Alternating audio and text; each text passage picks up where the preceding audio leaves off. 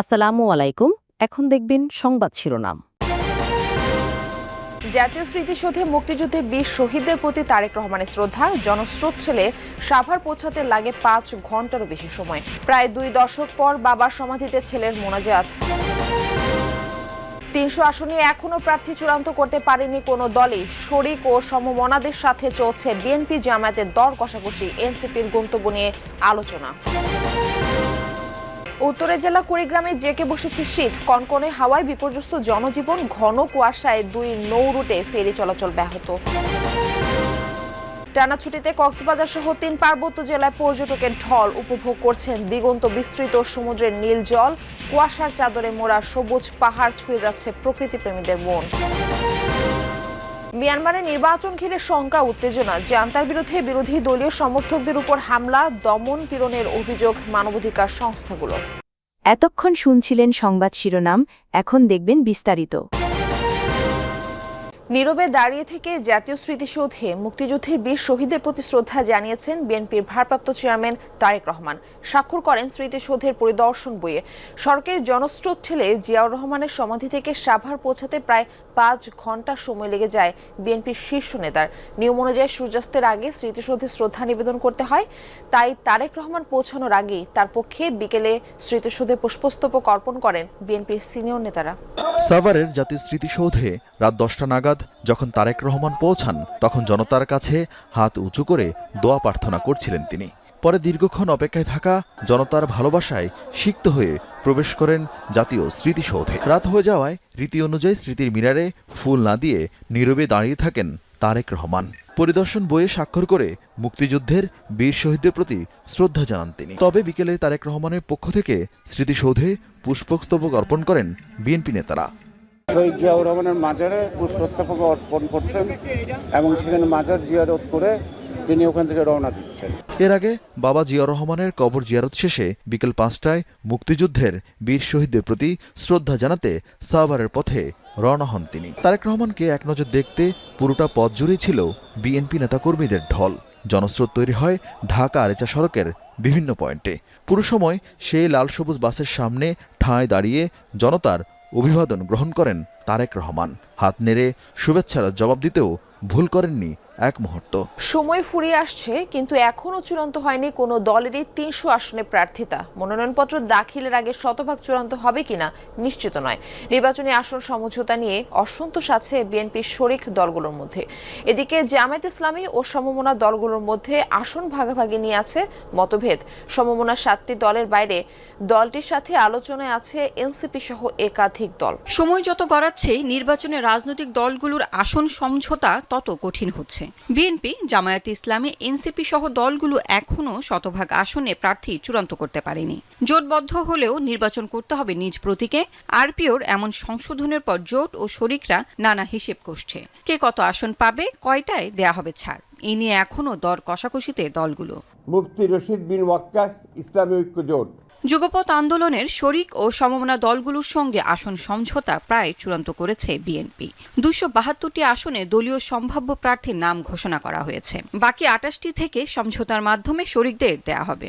যুগপৎ আন্দোলনের শরিক ও সমমনা দলগুলোর সঙ্গে আসন সমঝোতা প্রায় চূড়ান্ত করেছে বিএনপি। 272টি আসনে দলীয় সম্ভাব্য প্রার্থীর নাম ঘোষণা হয়েছে। বাকি 28টি সমঝোতার মাধ্যমে শরিকদের দেয়া হবে। এখন পর্যন্ত প্রায় 14টি আসনে শরিক দলের প্রার্থীদের নামও ঘোষণা করেছে দলটি। যেসব আসনে সমঝোতা হবে সেখানে প্রার্থী দেবে না বিএনপি। যদি বোঝাপড়া থাকে অনেক কিছুই করা সম্ভব। এই তো এটা নিয়ে কিছু টানাপোড়েন আছে। সব নির্বাচনের সময় এরকম কিছু টানাপোড়েন থাকে, আপনি জানেন এটা। এবারও তার ব্যতিক্রম না, কিন্তু এবার আমরা একটু গুরুত্বপূর্ণ, বিএনপি যেহেতু বড় দল, তাদের আমরা বড় ঔদার্য আমরা আশা করেছিলাম। সরকার গঠন করলে সরকার কিভাবে বাকিরা অংশ হতে পারে তারা এটা বিবেচনার মধ্যে আছে। এরপরে সংরক্ষিত নারী আসন আছে। আপার চেম্বার গঠিত হলে উচ্চতর কক্ষ, সেখানেও এটা অ্যাকোমোডেট করবার সুযোগ আছে। কিন্তু ব্রডলি ন্যাশনাল পলিটিক্সে এখনো পর্যন্ত এক ধরনের বোঝাপড়ার জায়গাটা আমরা বাড়িয়ে তুলবার অব্যাহত রাখার একটা সচেতন চেষ্টা বিএনপির দিক থেকেও আছে, আমাদের দিক থেকেও আছে। উত্তরের জেলা কুড়িগ্রামে জেকে বসেছে শীত। ঘন কুয়াশা আর কনকনে হাওয়ায় বিপর্যস্ত হয়ে পড়েছে জনজীবন, ব্যাহত হচ্ছে স্বাভাবিক চলাচল। কষ্ট বাড়ছে খেটে খাওয়া মানুষের। শীত বস্ত্রের অভাবে বিপাকে হতদরিদ্র আর ছিন্নমূল মানুষ। শীতের সাথে পাল্লা দিয়ে বাড়ছে সর্দি, কাশি ও শ্বাসকষ্ট সহ নানা রোগ। কুড়িগ্রামের ধরলা নদীর কোল ঘেঁষা পাঁচগাছি ইউনিয়নের কদমতলা গ্রামের চান মিয়ার পরিবার। টিনের ভাঙাচোরা ঘরে হু হু করে ঢোকে কনকনে হাওয়া। তীব্র শীতে বিপর্যস্ত 8 জনের পরিবার।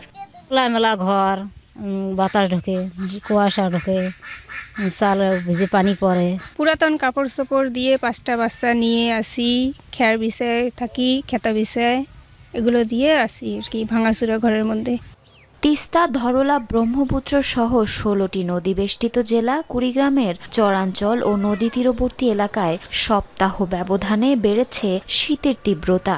টানা কয়েকদিন ধরে সূর্যের দেখা না পাওয়ায় হাড় কাঁপানো শীতে কাহিল এই জনপদের বাসিন্দারা। বিশেষ করে খেটে খাওয়া মানুষেরা পড়েছেন সবচেয়ে বিপাকে। পর্যটকের ঢল নেমেছে কক্সবাজার সমুদ্র সৈকতে এবং 3 পার্বত্য জেলায়। টানা 3 দিনের ছুটিতে সরগরম দর্শনীয় সব স্থান, সব হোটেল, মোটেল, রিসোর্ট পরিপূর্ণ। প্রকৃতির নৈসর্গিক সৌন্দর্য উপভোগ করছেন সবাই।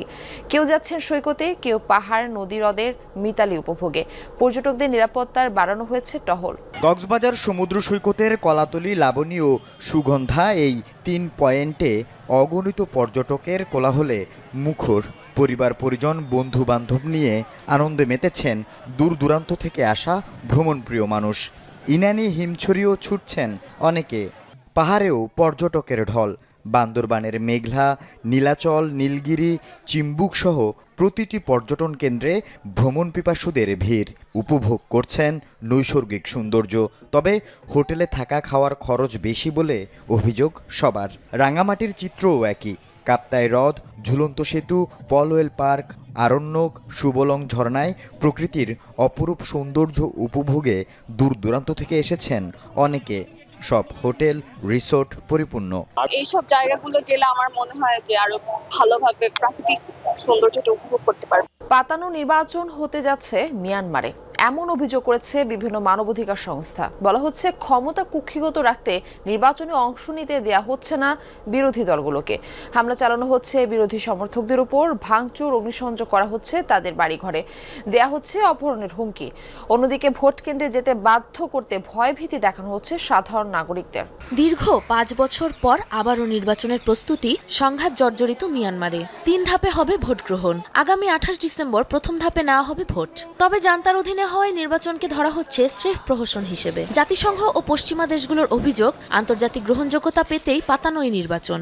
কারণ গণতন্ত্রকামী অং সান সুচির দলই নেই ভোটের এই কর্মযজ্ঞে। বাদ পড়েছে আরও কয়েকটি রাজনৈতিক দল। জান্তা সংশোধিত সংবিধানের নিয়মানুযায়ী পার্লামেন্টের 25% আসন সংরক্ষিত থাকবে সামরিক বাহিনীর জন্য, যার অর্থ নির্বাচনের ফলাফল যাই হোক না কেন ক্ষমতার চাবিকাঠি থাকবে সেনাবাহিনীর হাতেই। মিয়ানমারের সামরিক বাহিনী এখন নিজেদের তৈরি সংকট থেকে বের হওয়ার পথ খুঁজছে। দেশের অর্থনৈতিক অবস্থা কোণঠাসা, আন্তর্জাতিক সম্প্রদায়ের সহায়তা ছাড়া টিকে থাকা কঠিন। তবে মনে হয় না নির্বাচনে মিয়ানমারের পরিস্থিতির কোনো পরিবর্তন হবে।